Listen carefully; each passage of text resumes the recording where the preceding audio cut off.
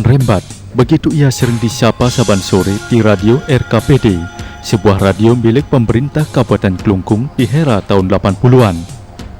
Suaranya yang dikenal khas menyapa para pendengar dengan ramah, menggunakan bahasa Bali halus khas Klungkung. Dan dengan penuh penjiwaan, ia mendongeng di radio. Banyak yang tentu masih ingat dengan kehadiran suara khasnya di tahun 80-an ketika Rembat mendongengkan kisah Nitung Kuning. Tak terbilang, begitu banyak pendengar yang dibuat terseduh dengan kisah dongengnya di radio atau dibuat terhenyak meneteskan air mata.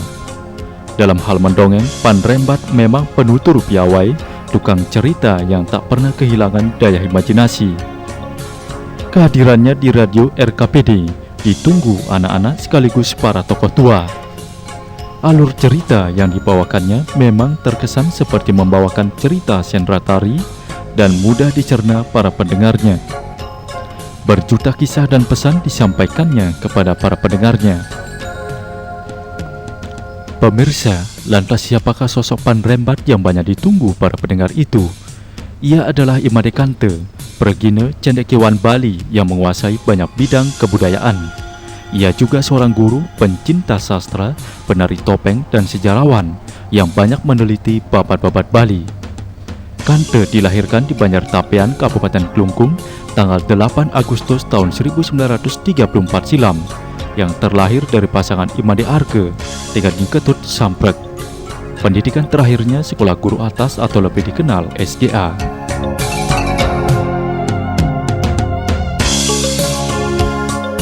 Aktivitas guru selain dinas, lebih banyak juga aktivitasnya di bidang seni dan kebudayaan.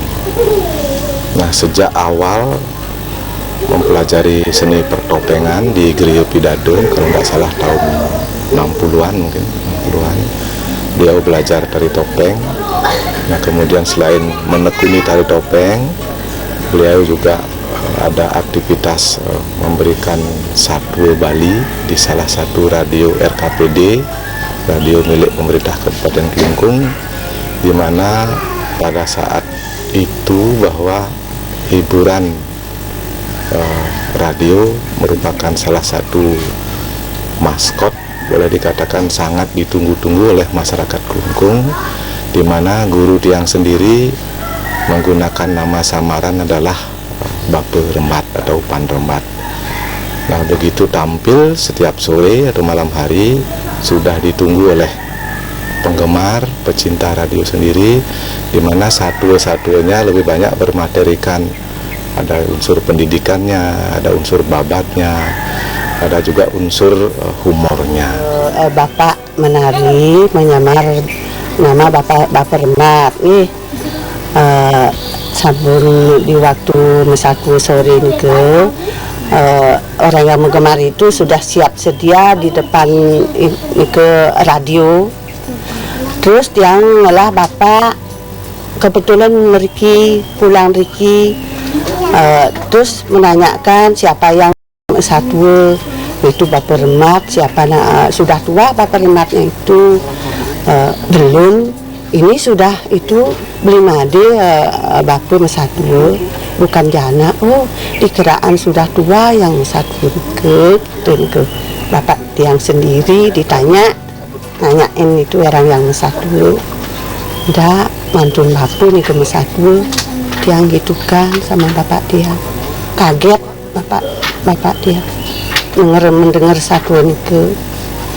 Terus ada anak-anak itu ya tanya mana ya rumah Bapak Rembatnya ya di sini. Katanya Bapak Rembat itu satu gelebak punya judul itu satu. Mana ya tempat satunya? Sampai itu anak yang kecil di sini tanya siapa itu? Saya mau lihat tempat itu, tempat satunya Bapak Rembat di mana tempatnya? Katanya pakai gelebak. Oh ya di sini. Saya disuruh kan nengok di sana di Merahija. Dia ketawa, dia terus lari. Anak-anak itu masih SD. Itu kejadian. Tiang senang bapaknya gitu, penggemarnya banyak. yang menyebut-nyebut Bapak Remat. Kalau Bapak Remat di jalanan kemana-mana kan ada anak-anak itu ya SD itu, Bapak Remat sudah diikuti sudah Bapak Remat itu berapa temannya sudah itu ya cari Bapak Remat.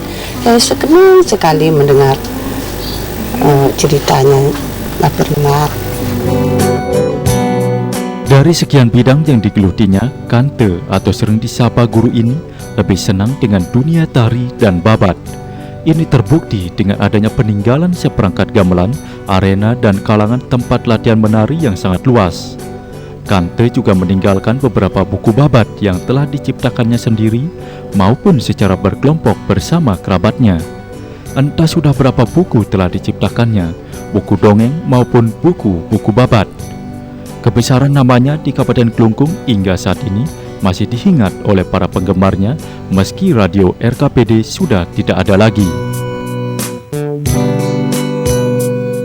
Nah, kalau untuk membina topeng juga ada beberapa anak didik tari topeng, termasuk juga melatih tari-tarian di rumah kami sendiri, karena di rumah kami sendiri masih ada satu perangkat gong peninggalan dari beliau pada saat itu. Apakah dari murid-murid SPG sekali waktu seminggu sekali datang berlatih di sini. Beliau sekaligus juga ikut sebagai pembina dan pelatihnya. Nah, kalau untuk topeng memang ada beberapa yang anak didik beliau seperti di daerah Satria Kanginan juga ada, dan sampai sekarang pun yang bersangkutan masih sangat ingat dengan beliau.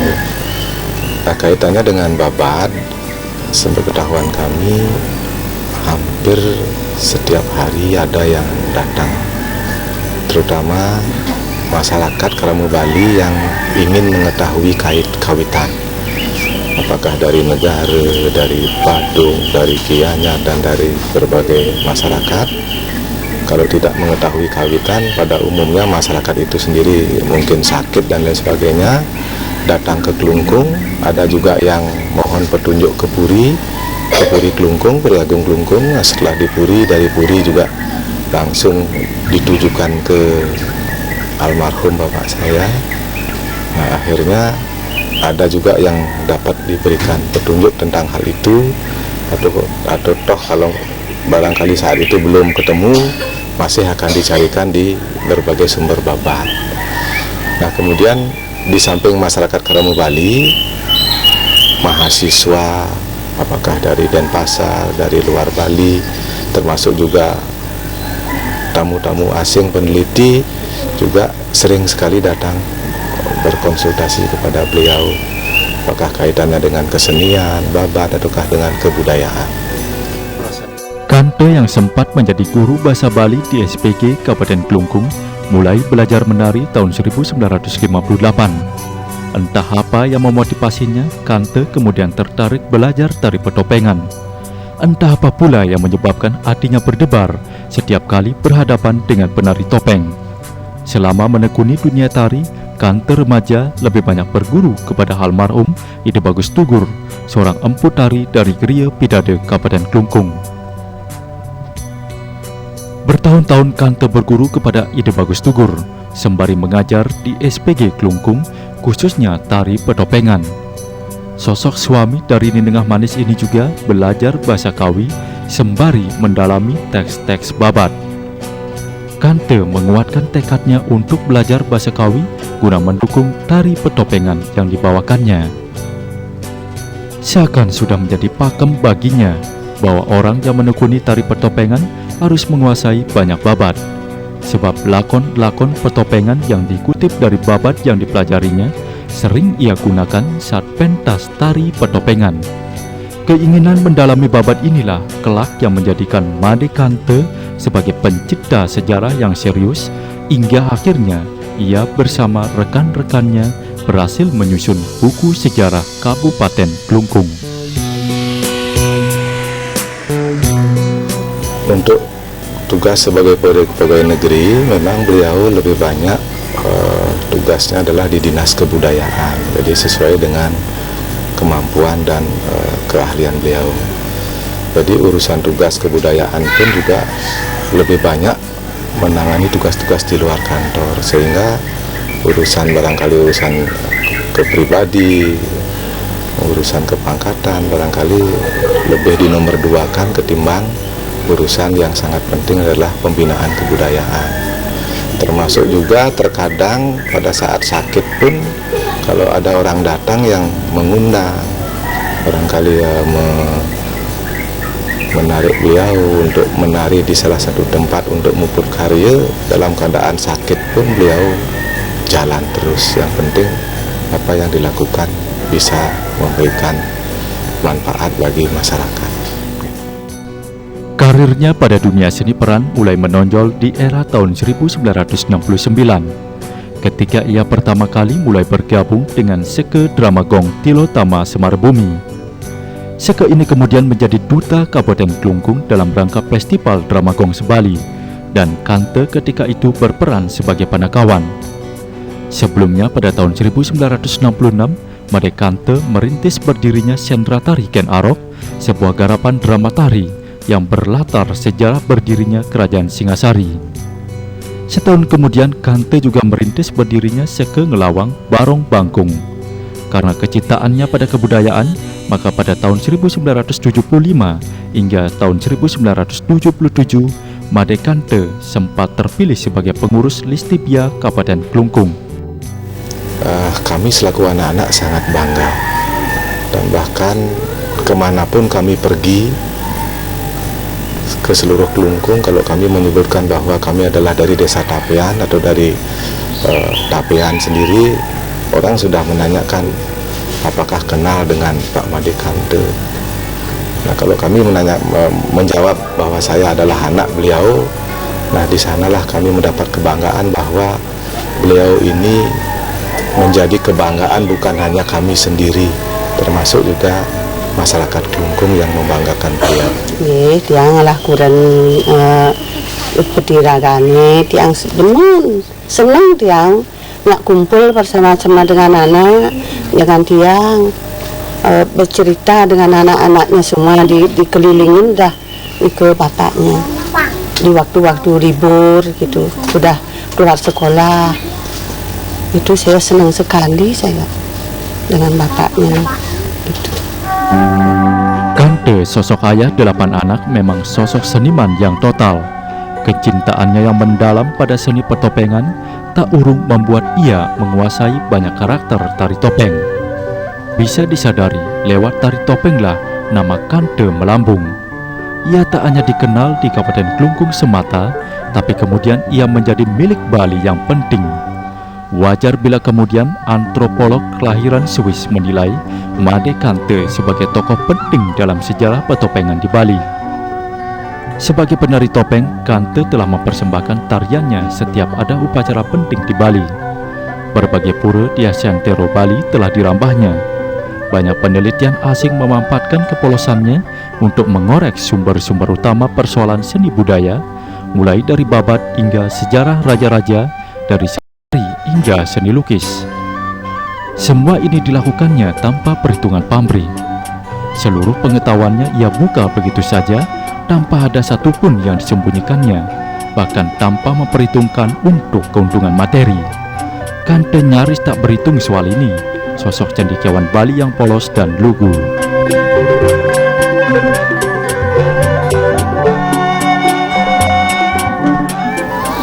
Khusus untuk topeng, beliau biasanya memegang peranan sebagai penasar. Penasar dalam hal ini adalah memegang role, memegang rangkaian cerita. Apakah membahas cerita babat atau apa, hal ini sesuai dengan di mana beliau menari. Nah, kemudian yang lebih sering tarian topeng ini juga kaitannya dengan muput karya, yang biasa disebut dengan topeng side karya. Nah, kalau karya-karya tertentu seperti kalau purnama kelima, beliau biasanya menari di pura dasar atau di pura Watu Klotok, purnama kelima. Nah, kemudian setelah di pura Watu Klotok langsung menuju ke pura Kental Bumi, karena waktunya juga bertepatan bersamaan.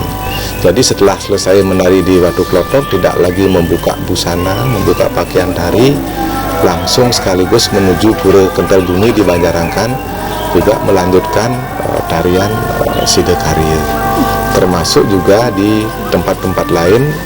Nah, kalau zaman dulu biasanya kendaraan agak susah, Pak, ya. Agak susah, jadi beliau biasanya walaupun jauh ya, tetap juga berangkat dengan jalan kaki, apakah ke daerah Sidemen, daerah Lebu, daerah Karangasem, dengan jalan kaki pun tidak masalah.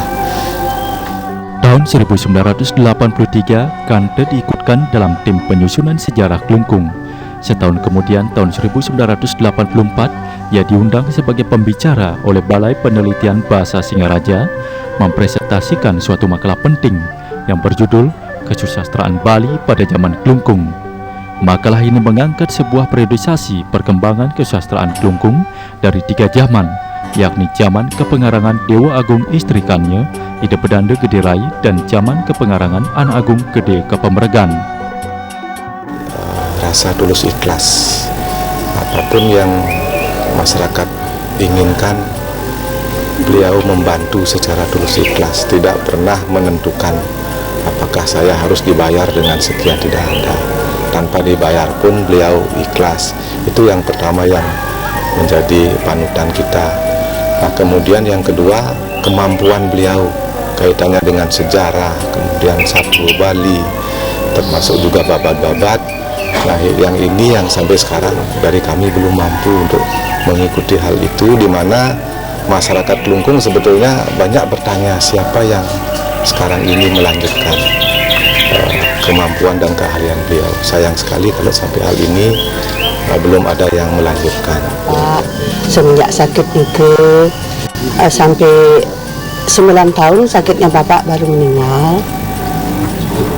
Itu waktu sakitnya dia sebet, sudah cari obat ke dokter, sudah obat Bali sudah tidak bisa lagi sembuh, sebet dia. Ditinggal anak masih kecil-kecil beliau waktu itu, baru 3 baru siswa waktu itu, bagi 5 belum itu. Terus ditinggal sama bapak, saya kangen sebet.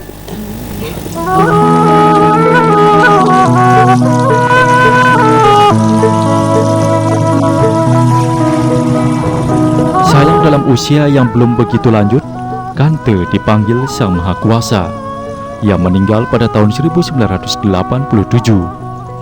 Klungkung pun kehilangan tokoh langka, pekerja budaya yang utuh dengan sekian banyak penghargaan yang ia terima. Masyarakat Kabupaten Klungkung tidak akan melupakan jasa-jasanya terhadap pengembangan kebudayaan serta suara khasnya yang selalu terngiang di telinga para pendengarnya.